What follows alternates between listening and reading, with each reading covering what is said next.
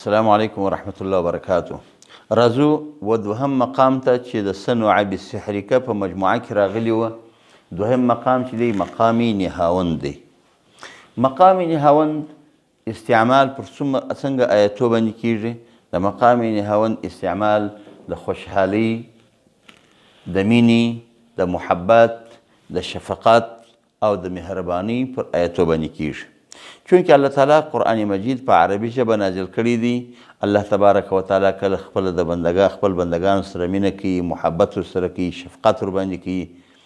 لا تقنطوا من رحمة الله ان الله یغفر الذنوب جميعا. تسلي ورکوي او ها کسانو ته اعلان کوي چې آیا هغه کسانو چې تاسو پر ځان باندې ظلم کړی دی، اسرفوا على انفسهم لا تقنطوا من رحمة الله. نو مقام نهاوند په هغه ځای کې مستعملیږي او د استعمال یې پکار دی په کوم ځای کې چې آیتونه د مینې، محبت، خوشحالي، شفقت او پر یو انسان باندې د رحم کولو آیتونه وي. مقام نهاوند هم اگر چې دا نهاوند لفظ فارسی دی، خو استعمال یې په عربو کې اوس هم شته دی. دغسې درې درجې لري چې هغه اول درجه ده قرارو یعنی 20، درجه ده جواب یعنی 50، بیا درجه ده 100 یعنی جواب الجواب. دغسې درې طریقې لري د ویلو. السلام علیکم ورحمة الله وبرکاته.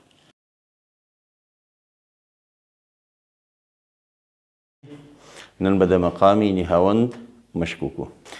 وما تلك بيمينك يا موسى قال هي عصاي أتوكأ عليها وأهش بها على غنمي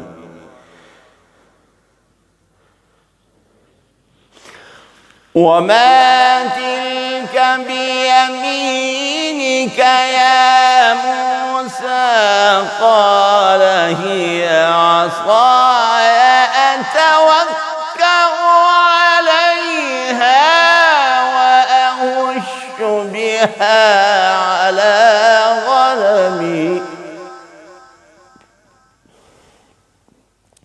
یا مثلا الصدف ما بينك ألم يجدك يتيما فآوى ووجدك ضالا فهدى. ألم يجدك يتيما فآوى ووجدك ضالا فهدى ووجدك عائلا فأغنى. صدق الله العظيم.